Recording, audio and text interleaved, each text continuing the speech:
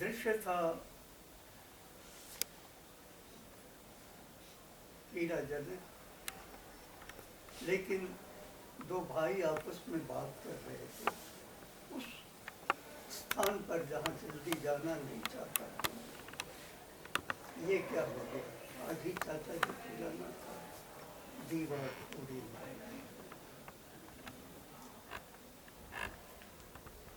मैंने सुना और तब ये चीज वही चार पंक्तियां आई, फिर वो आगे जोड़ता मचाऊंगा, देखता अवसान को, सोचता बिहान को, देखता अवसान को, सोचता बिहान हूँ, मैं मसान बैठकर जोड़ता मचान हूँ, मैं मसान बैठकर जोड़ता मचान हूँ। मुंदी आंखें देखकर नम हुई आंखें इधर, सोच सोच रो पड़ी गुम हुई सांसें किधर। कैसा ये बाजार है, कैसा ये बाजार है, कैसा कारोबार है कि तार तार धार में खोजता तूफान हूँ, कि तार तार धार में खोजता तूफान हूँ, देखता अवसान को, सोचता बिहान हूँ। आंधियों को भूल कर ईंट ईंट जोड़ कर, आंधियों को भूल कर ईंट ईंट जोड़ कर, घोंसला खड़ा किया रहेगा यह, ये सोच कर क्या पता था काल के हाथ में कुदाल थी, क्या पता था काल के हाथ में कुदाल थी। अब रेत रेत ईंट में, अब रेत रेत ईंट में ढूंढता मकान, देखता बिहान हूँ, मैं मसान बैठकर जोड़ता मचान हूँ।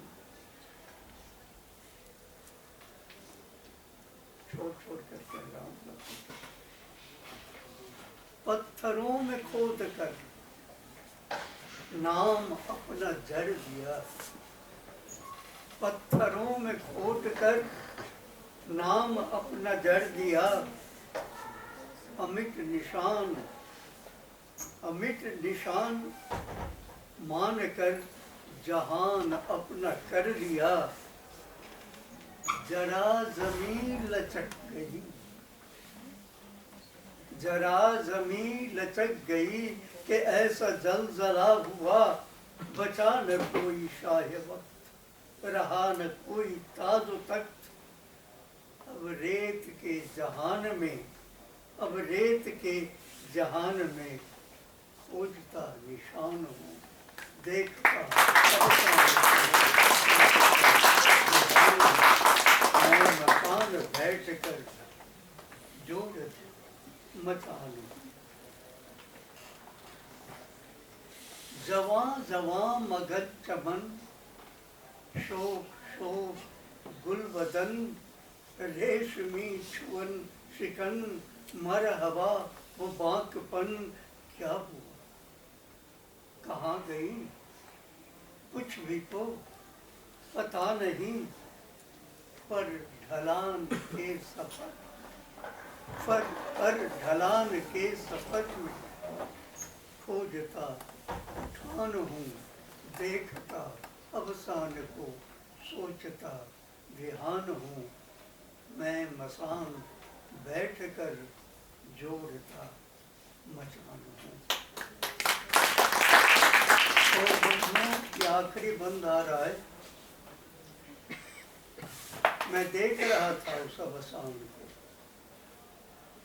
और मैं अनुभव कर रहा था कि वहां मैं लेटा हूं। आप यकीन करिए ऐसा करना पड़ता है। जब तक बाहर हुआ, आपके बाहर होता हुआ आपके भीतर उतरता नहीं और आपको अपने खराज पर चढ़ाकर संवारता नहीं, तब तक आप कुछ कह नहीं सकते। तो सजा कर आग का पलंग, सजा कर आग का पलंग, सो गया उठाट से और लपटों की रजाई ओढ़ ली है ठाट से। सजा कर आग का पलंग, सो गया हूँ ठाठ से और लपटों की रजाई ओढ़ ली है ठाठ से। रो रहा जहान अब, मैं हंस रहा हूँ ठाठ। रो रहा जहान अब, मैं हंस रहा हूँ ठाठ से। ज्वाल ज्वाल मैं चमक दमक रहा हूँ ठाठ। ज्वाल ज्वाल मैं चमक दमक रहा हूँ ठाठ से। न चाह कोई दाह मुझे, न चाह कोई दाह मुझे, न कोई रंजो, न कोई रंजो गम मुझे, न दाह कोई चाह मुझे। मैं दुआ दुआ बना बरस रहा हूँ ठाठ से। मैं दुआ दुआ बना बरस रहा हूँ ठाठ से। मैं चिता से फिर उगी, दीन की झंकार हूँ। मैं चिता से फिर उगी, दीन की झंकार हूँ। रेत के पहाड़ पर, शून्य के कछार पर, 5 तार के सितार में उगी बहार हूँ। क्योंकि एक चाहिए होता है हमेशा आंखों के सामने कि जिसके लिए, जिस लगाव और लगन से वह यहाँ तक पहुँचता है। उस पार मेरा यार था, उस पार मेरा यार था, मध्य पारावार था। मैं चिता की धूल था, मैं चिता का फूल था। उड़ चला, मैं बह चला, पार जा उससे मिला, उसने छू हरा किया, प्यार दे खड़ा किया। उसने छू खड़ा किया, प्यार दे खड़ा किया। फिर उगा मैं बांस बन, बनाई उसने बांसुरी। एक एक रंध्र पर फिर अपनी आंगुरी और होठों से लगा, अपनी सांसों से सजा। चूम चूम फूंक दी, मैं किरण किरण बजा, मैं किरण किरण बजा। यार के ही स्वप्न के नाद का विलास, यार के ही स्वप्न के नाद का विलास हूँ। काल के कपाल पर अंकुर प्रकाश हूँ। काल के कपाल पर अंकुर प्रकाश हूँ। देखता अवसान को, सोचता ध्यान हूँ। मैं मसान बैठ कर जोड़ता मचाऊँ।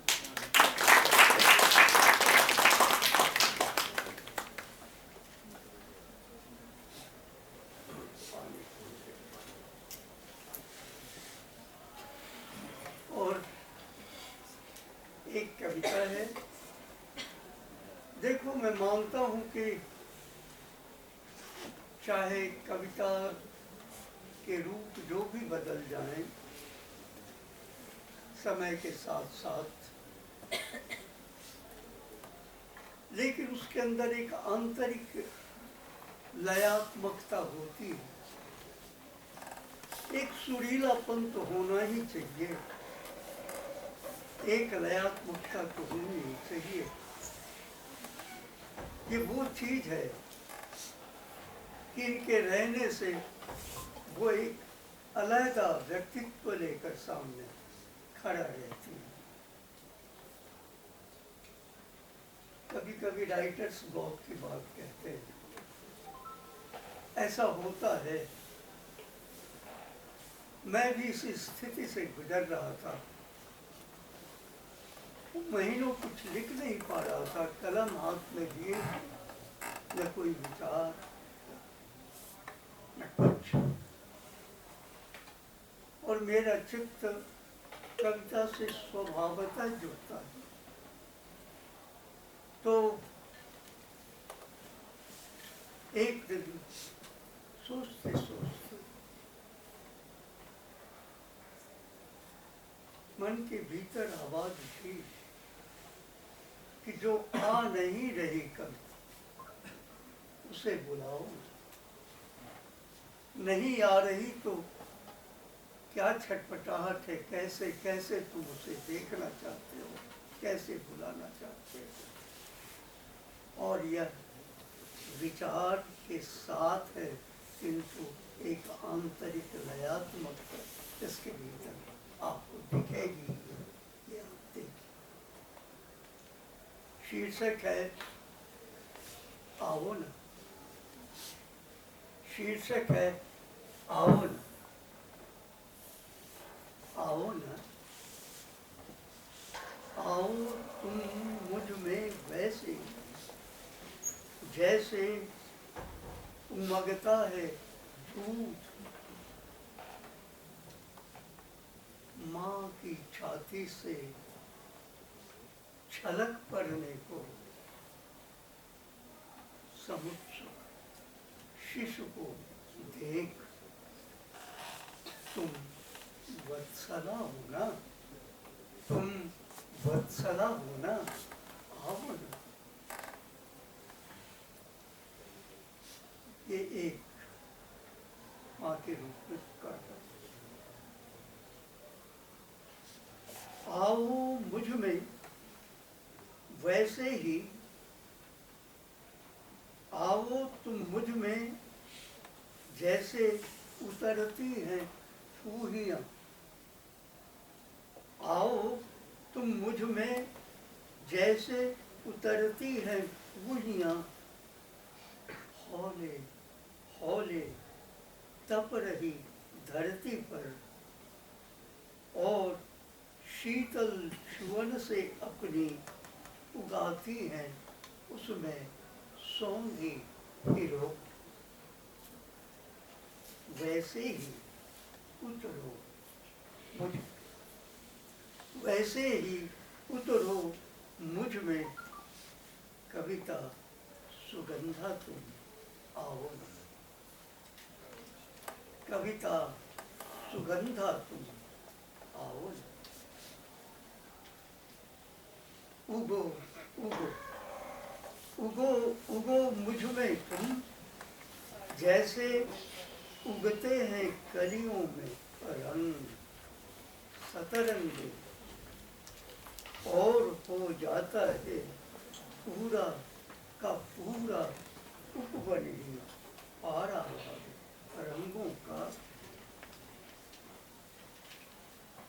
रंगों की धार में, रंगों की धार में मुझको नहलाओ न, रंगों की धार में मुझको नहलाओ ना, सदा लीला रंगों की ओ मेरी तुम आओ न, आओ न। फिर आओ न, खुद से तुम भर दो वैसे ही मुझको जैसे बालियों में धान की भरता है रस, कोई दूधिया और बना देता उसे सच में अन्नदा। अन्नदा तुम मेरी प्राणदा हो ना, अन्नदा तुम मेरी प्राणदा हो ना, प्राण प्राण कर दो ना, मुझको गान कर दो ना, आओ ना, आओ ना, उतर आओ मुझ में जैसे उतरते हैं स्वर पाखी नाद के गगन से, गीत गीत कर देते जिनको भी छू देते। उतर आओ मुझ में जैसे उतरते हैं स्वर पाखी नाद के गगन से, गीत गीत कर देते जिनको भी छू देते, यहाँ वहाँ रच देते मीठी आसावरी, यहाँ वहाँ रच देते मीठी आसावरी। आसावरी राग है, संगीत से जुड़े लोग जानते हैं। गूंज कर मुझ में, गूंज कर मुझ में, गूंज कर मुझ में अपनी अनुगूंज, मुझको बनाओ ना, मुझको भी गाओ ना, मुझको बनाओ ना, मुझको भी गाओ ना, कि तुम मेरी मधुछंदा गीतिका पुनीता हो, तो तुम हो ना, आओ।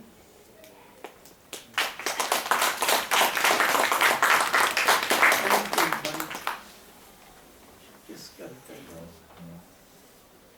आओ मुझे वरण करो वैसे ही जैसे निवृत्त एकांत में सबसे हो कर पड़े, झिझक हिचक ताक धरे पूरे समर्पण से, वरती है निरावरण प्रिय कोई, अपने समुच्च प्रियतम को खुद ही वैसे ही वरो मुझे, वैसे ही वरो मुझे, खुद मुझको नाम धाम मेरे सब शून्य कर, नाम धाम मेरे सब शून्य करो, खुद मुझको मांझ पहुँच, मुझ में उगो तुम, मुझ में हंसो तुम, पर्व सी आओ तुम, मुझको भी पर्व करो।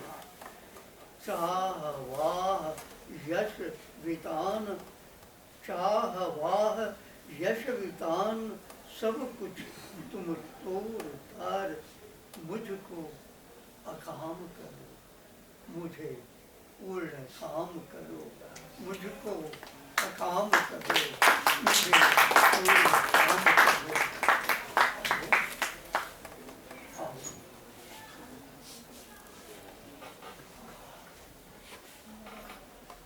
मैं चाहूंगा कि दो कविता सर और पढ़ें, पानी पी लें, और जिसमें मैं चाहूंगा कि एक दो अभी दो तरह की कविताएं आपने सुनी, एक छंद में एक मुक्त छंद में। मैं चाहूंगा कि एक गजल और कुछ दोहे या कथा, जिसमें एक तो मेरा ये पसंदीदा है, बहुत छोटा छोटी बहन की है, आग लिख पानी लिख, तो मैं ये लाया हूँ। एक तो ये मेरी फरमाइश है, बाकी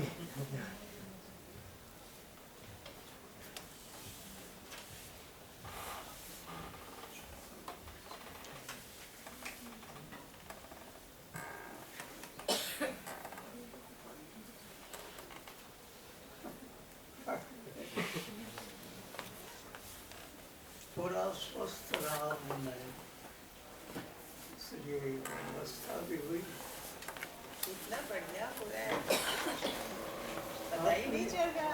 ये आप सबों का असर, ये आप सबों का असर।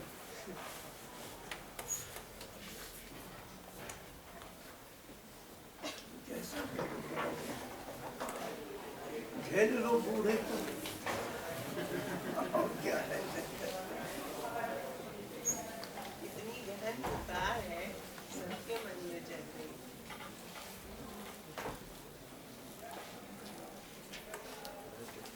श्री धर्म ने कहा कि गजल छोटे वैर में है।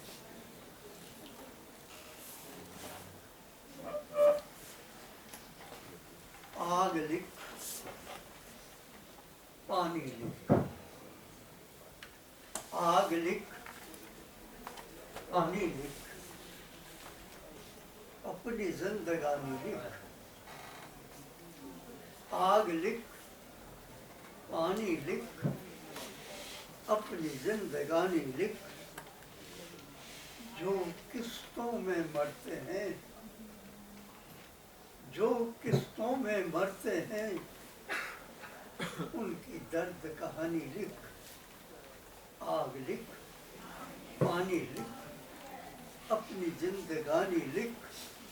जो किस्तों में मरते हैं, उनकी दर्द कहानी लिख। मौसम ने बदले तेवर, मौसम ने बदले तेवर, नदियों की मनमानी लिख। मौसम ने बदले तेवर। देखो संकेत की चीज होती है कविता। कविता में ये जो संकेतात्मकता है और संकेत बहुत दूर तक पहुंचाती है। अब आप चाहते हो मौसम ने बदले तेवर, नदियों की मनमानी लिख।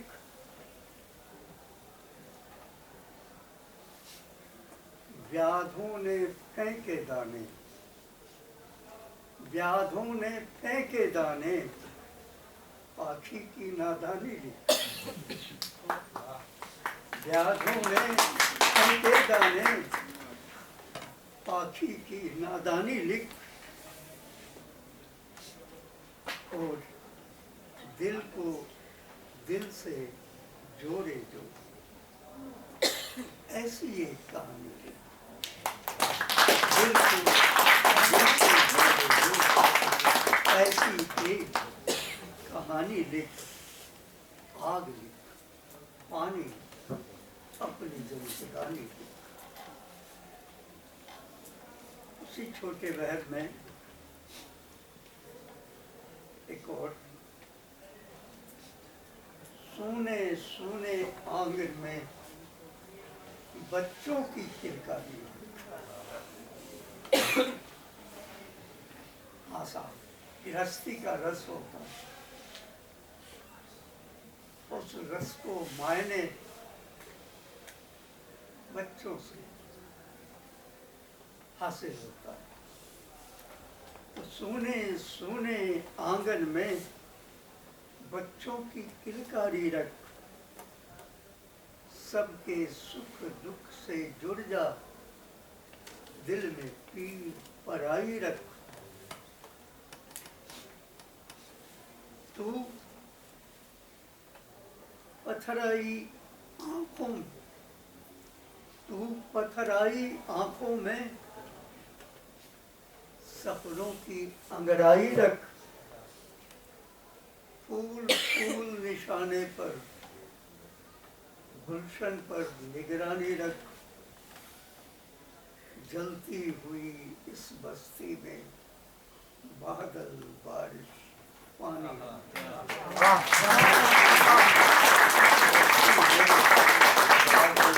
बारिश पानी रख। सोने सोने आंगन में बच्चों के लिए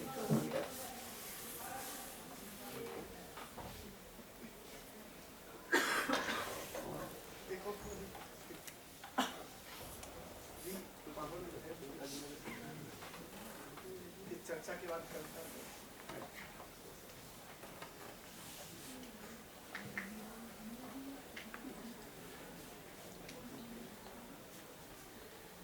किसकी बाबत पूछ रहे हो? किसकी बाबत पूछ रहे हो? किसका हाल बताएं जी? किसकी बाबत पूछ रहे हो? आवाज आ रही है ना? जी सर। किसकी बाबत पूछ रहे हो? किसका हाल बताएं जी? बाहर बाहर बाहर सजे धजे सब, नंगे अंदर अंदर। किसकी बाबत पूछ रहे हो? किसका हाल बताएं जी? बाहर बाहर सजे धजे सब,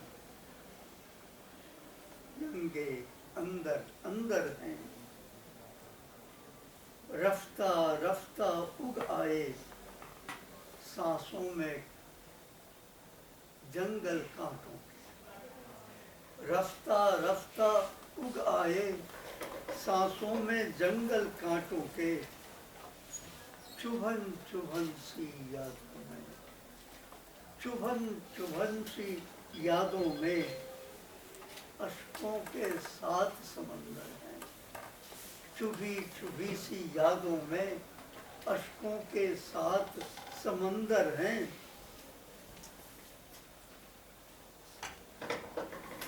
एक कली के गुम जाने के 100 किस्से बुने गए। किसने पढ़ा बताओ जो अफसाने उसके अंदर हैं? किसने पढ़ा बताओ जो अफसाने उसके अंदर हैं? सब बंदों का भेद खुल गया गले लगा कर देखा तो। सब बंदों का भेद खुल गया गले लगा कर देखा तो। बाहर बाहर सब्ज सब्ज हैं, बंजर अंदर बंजर बंजर बंजर अंदर हैं। बाहर बाहर सजे सब्ज सब्ज हैं, बंजर बंजर अंदर हैं। किसकी कहिए किसकी सुनिए, सबके किस्से एक जैसे। अलग अलग जिल्दों में सिमटी हिचकी सिसकी अंदर है। अलग अलग हिचकी सिसकी अंदर हैं। उनसे कह दो मैं न रहूंगा उनके चाहने पर। उनसे कह दो मैं न रहूंगा उनके चाहने वालों में। ऊपर ऊपर शहद शहद से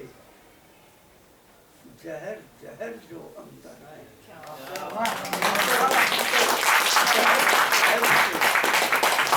जहर जो अंदर है। किसकी बाबत पूछ रहे हो? किसका हाल बताएं जी? बाहर बाहर सजे धजे सब, नंगे अंदर अंदर।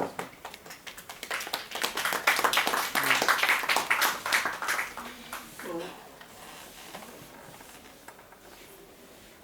एक छोटी सी गजल कह दो।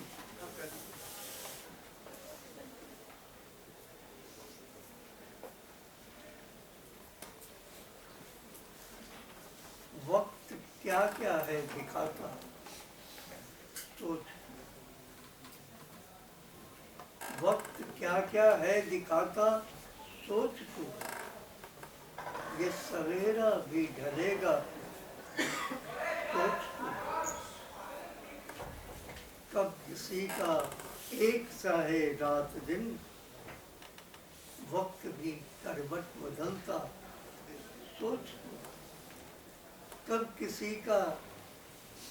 किसी का एक सा है रात दिन, वक्त भी करवट बदलता सोच तू। आती जाती सांस होती बेवफा, आती जाती सांस होती बेवफा, छोड़ दे यह साथ कब सोच तू हजारों दीवारें खड़ी कर, तू हजारों दीवारें खड़ी कर, पार लेगी राह अपनी सोच तुम भले अंजाम अपना तय करो, वक्त देता पलट उसको सोच तू नहीं है आखिरी नज़्म सुखन, तू नहीं है आखिरी नज़्म सुखन, फिर उगेगी नज़्म कोई सोच, फिर उगेगी नज़्म कोई सोच। वक्त क्या क्या है दिखाता सोच।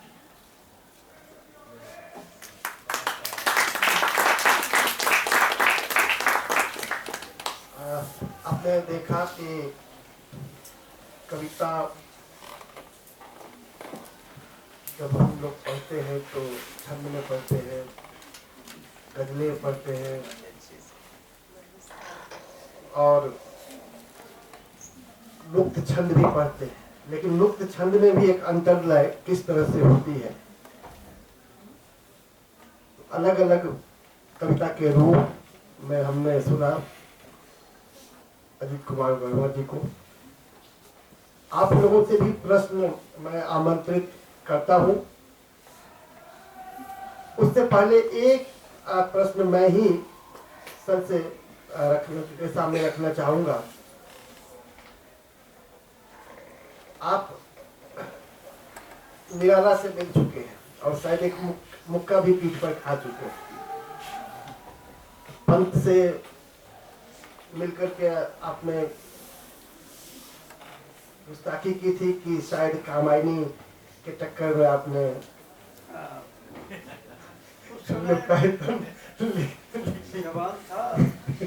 खैर महादेवी से भी आप मिलते रहे, नागार्जुन के साथ रहे।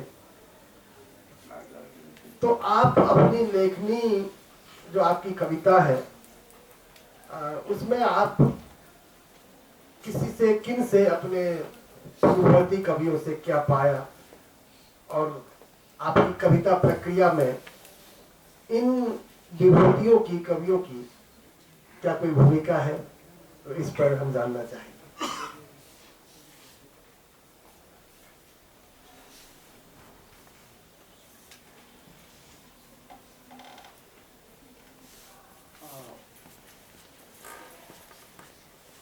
डॉक्टर श्रीधरन ने जो प्रश्न किया है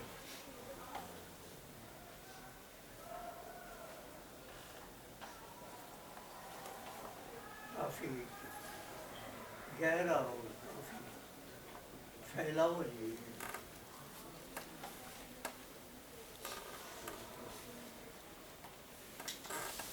एक चीज मैं पहले कहना चाहूंगा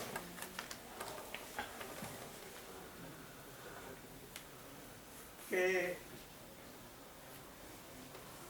यदि कंठ में प्यास की वृत्ति ना होती तो सृष्टि में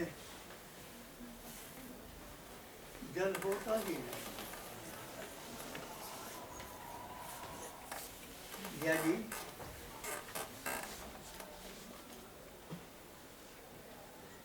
यह प्यास जो नहीं है पूर्व से और जो कहीं नहीं है,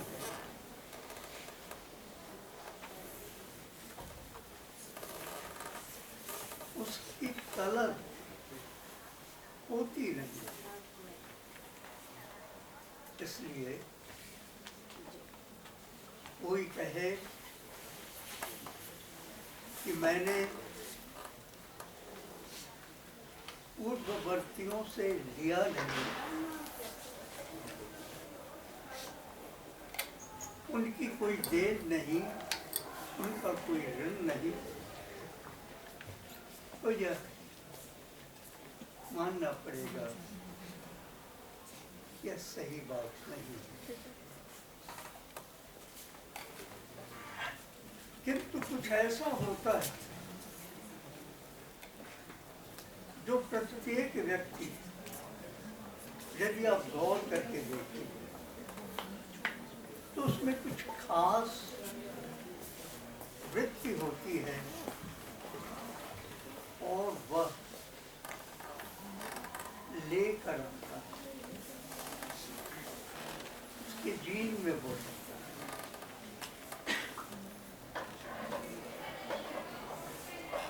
मैंने एक जगह लिखा है कि कविता मुझे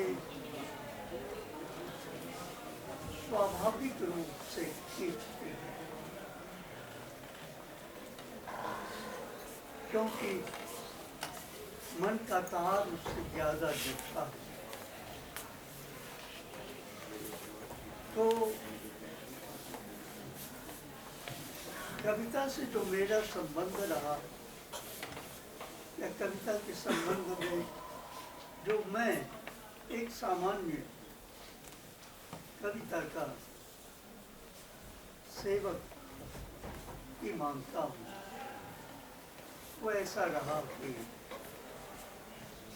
मैं कविता होने की कोशिश ज्यादा करता रहा।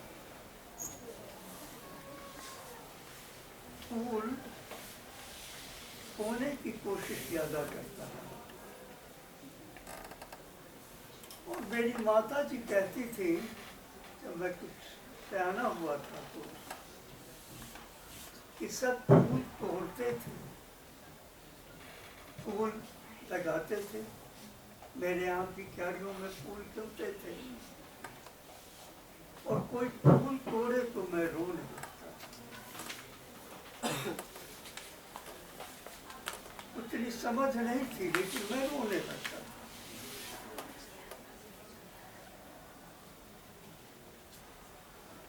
मैं कहाँ तक फूल हुआ नहीं जानता, लेकिन फूलों का तोड़ना, तोड़ा जाना, और वो कविता मैं आपको सुनाऊंगा, तोड़ूंगा, तोड़ूंगा। मैं विकल हो जाता। तो यह एक संस्कार उस पार से शायद आया मेरे मन में, मेरे मन में कहीं, या मेरे चित्त को गढ़ने वाले में, या अप्रत्यक्ष रूप से मुझे शेप कर रहा था। तो फूल उगाने में से ज्यादा फूल बोने में, क्योंकि मानव तुम सबसे सुंदर है। मनुष्य को पूर्णता में देख पाना और मनुष्यत्व को पूर्णता में प्राप्त कर लेना जीवन की यही रचनात्मक और आध्यात्मिक साधना है। करना जब होना में परिणत हो जाए इस रूप में, तो वह आपके चित्त का आईना हो जाए, तो समझो रचना आज सफल है। और देखने वाली की नजर, कवि की नजर बटन को देखकर अनामिका क्या सोच सकती। मेरे अंदर मैं अंग्रेजी ऑनर्स का छात्र था। एक विशेष परिस्थिति बस मैं हिंदी में चला आया और आया तो फायदे में रहा, नुकसान में नहीं रहा। मैं तुम्हारी तरफ इशारा नहीं क्योंकि हिंदी से जुड़कर तुम पूरी सरस्वती हुई हो, यूं तुम स्वयं विदुषी हो, मैं जानती गंभीर अध्येता, गंभीर समीक्षक, गंभीर चिंतक, लेकिन अपने को खोलने का जितना सशक्त माध्यम तुम्हें स्वाभाविक रूप से हिंदी लगी, यह बताता है ये लगाव मेरा हुआ कामायनी पर, और यह लगाव हुआ गीतिका पढ़ते पढ़ते। गीतिका पढ़ाते थे हमारे पूज्य प्रातः स्मरणीय गुरुदेव डॉक्टर श्याम नंदन किशोर, अनामिका जी के पिताजी, जो स्वयं उस जमाने में जब बच्चन आदि की धूम मची हुई थी, कवि किशोर यह आम जनों की जीत पर खेलने वाला नाम, स्वयं बड़े प्रसिद्ध कवि साहित्यकार, वो गीतिका पढ़ाते थे। बड़े सुरुचि संपन्न, मैं सच कहूं तो उन्हें सुनता था, गुनता था, उन्हें देखता था और रहना सीखता था, कैसे रहना चाहिए। भगवान ने बड़े बड़े यत्न से और बड़े चैन से उन्हें गढ़ा देता था, और उनकी सुपुत्री यहाँ उनकी छाया देख सकते हैं। तो और कामायनी पढ़ाते थे आचार्य डॉक्टर कामेश्वर शर्मा।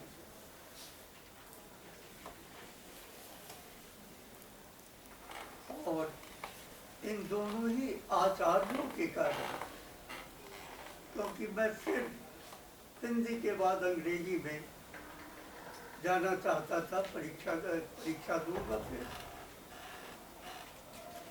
मैं रह गया और घाटे में नहीं रहा। इन दोनों ने गढ़ा, प्रसाद जी ने, शायद उनकी कि यह थोड़ी सी कृपा है कि अगर कहीं दर्शन और कविता का मेल हो पाया मेरी छोटी मोटी रचनाओं में, तो उन्होंने मेरे चित्त को गढ़ा। आनंद, आनंद मेरा अत्यंत प्रिय शब्द है, और मैं बराबर आनंद आनंद आनंद कहता हूँ। यह दर्शन मुझे प्रसाद जी की कृपा से कामायनी और सामंजस्य, संतुलन, सहकार और सहजीवन, यह कामायनी के समरसता के सिद्धांत से इसको बल मिला, और ये मेरे चित्त का निर्णायक और निर्माता कह सकते हैं, यदि कुछ हुआ हो तो ऐसे मेरे आचार्य और यह कृति कविता में लयात्मकता, सुरीलापन होना ही चाहिए। यह गीतिका को पढ़ते हुए और पूज्य गुरु डॉक्टर श्यामनंदन किशोर जी को सुनते और देखते हुए मेरे मन के अंदर वह लयात्मकता रही, विचार भी आए होंगे। आओ ना, कविता आपने सुनी होगी और आपने देखा होगा कि वहाँ एक आंतरिक लय की गठन है, तो स्वाभाविक है, क्योंकि मैं उसी लय के वशीभूत होकर लिखता चला जाता। तो कबीर, तुलसी और सूर, इन्हें कौन नकार सकता है? प्रेमचंद, गद्यकार प्रेमचंद, कौन अस्वीकार कर सकता है? इन सबों को पढ़ते बुनते कुछ न कुछ हासिल किया होगा। चाहे न चाहे ये कुछ न कुछ छोड़ते हैं हम में, आप में। इसलिए जब पढ़िए तो डूब कर पढ़िए, क्योंकि जितना डूब कर पढ़ेंगे उतना ही ऊपर आप उगेंगे। रस के निर्झर में धंसकर मैं आनंद शिखर के प्रतिवर्ती के काम आएंगे।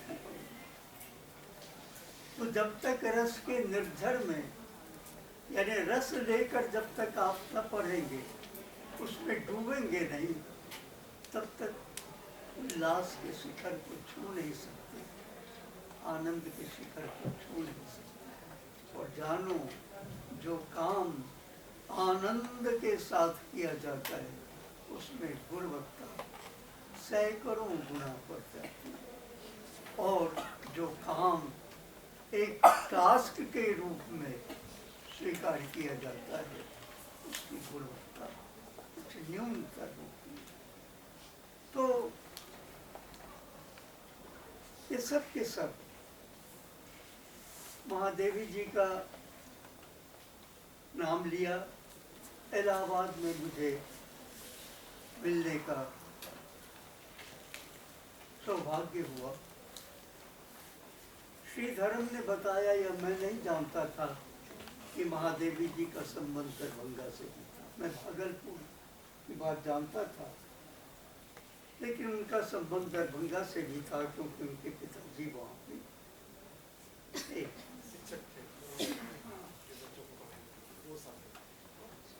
हाँ, तो वहाँ मिला था। और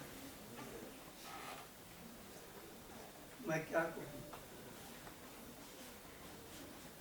लेकिन ये सामने में कोई बड़ाई नहीं कर रहा, हकीकत बयान कर रहा कि मुझे अनामिका को सुनते हुए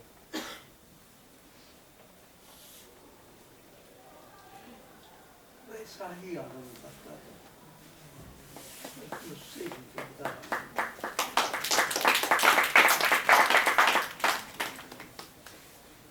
पंत जी से मिला। देखो, कविता में ज्यादा बोल रहा हूँ।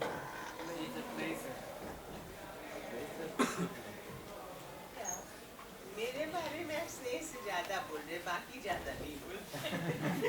अच्छा, ये बड़पन है, लेकिन ये सच है। हम सभी बिहार वाले गौरवान्वित महसूस करते हैं। निश्चित रूप से हिंदी जगत तो करता ही है। आप बता रहे थे उसके बारे में, महादेवी के बारे में, उसके बाद। हाँ, पंत जी देखो, अगर साहित्य से जुड़ना चाहते हो, और खासकर कविता से जुड़ना चाहते हो, तो देखना आना चाहिए, सुनना भी आना चाहिए। और